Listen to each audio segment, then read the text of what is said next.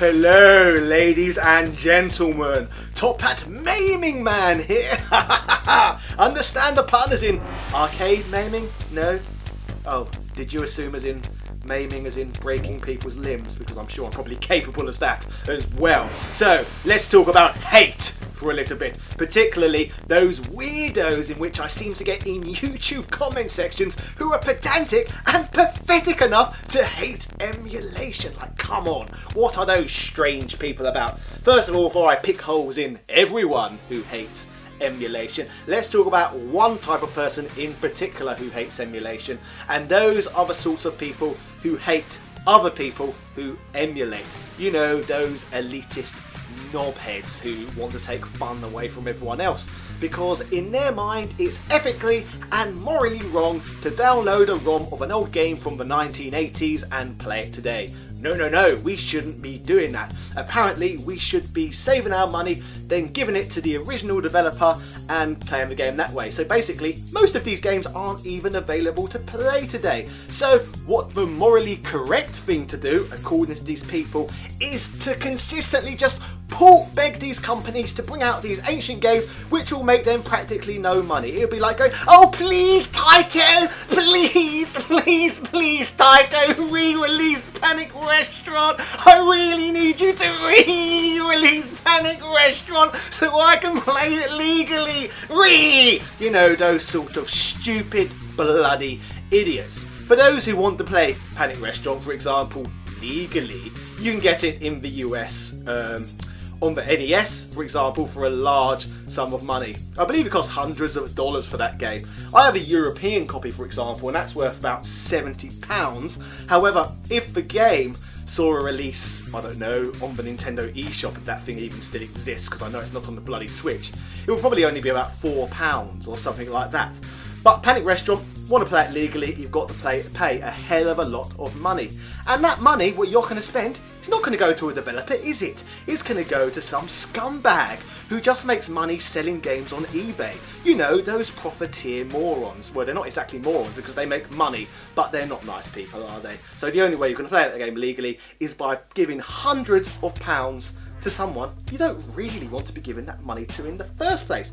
So, wouldn't it make a lot more sense to just download the ROM, save the £200, and then spend that £200 on new games perhaps? So that £200 actually went to developers? Wouldn't that just make a hell of a lot more sense?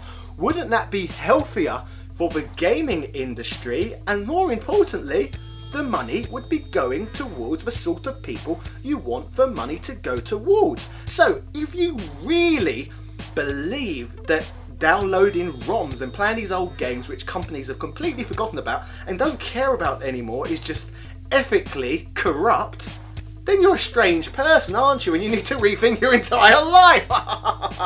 So that's one side of emulation. You've got those elitist twats, haven't you, who basically say you shouldn't be playing that, it's illegal. You know what I mean, even though no one's actually gonna ever crack down.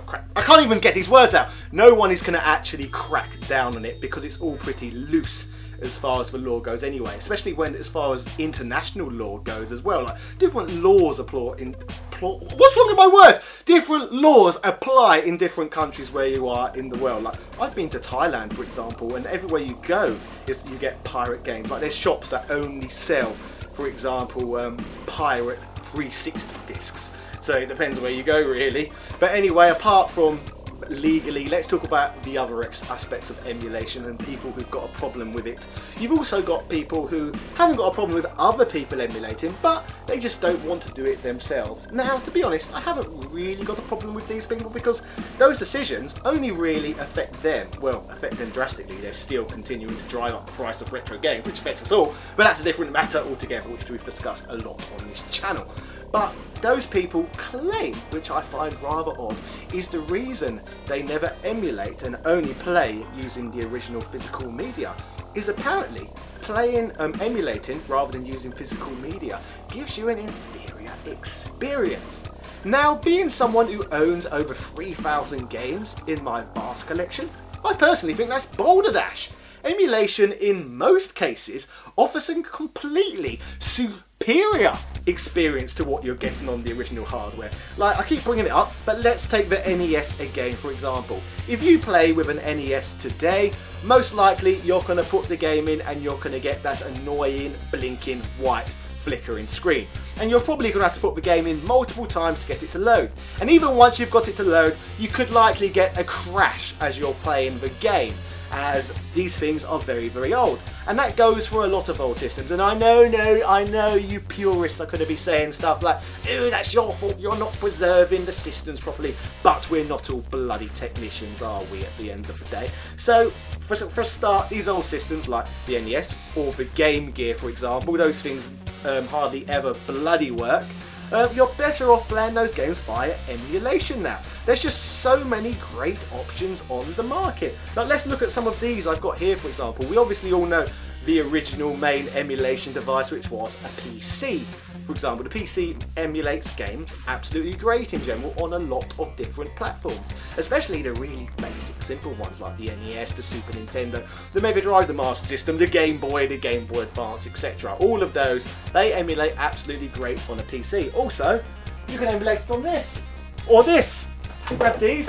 If you want to play your game collection on the go, you can hack your PSP, like I have, and play most of those games on here. Or even better, in my opinion, the GXD, which has got a massive big screen.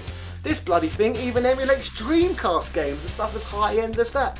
Or it emulates MAME as well, so like arcade games which are never even released. Also, you've got all of these, haven't you? The ridiculous mini consoles. Now these are a little bit more pointless, I suppose, than emulating on a PC or one of these hack devices, but they're officially licensed at least. And one pro is that they offer a HDMI.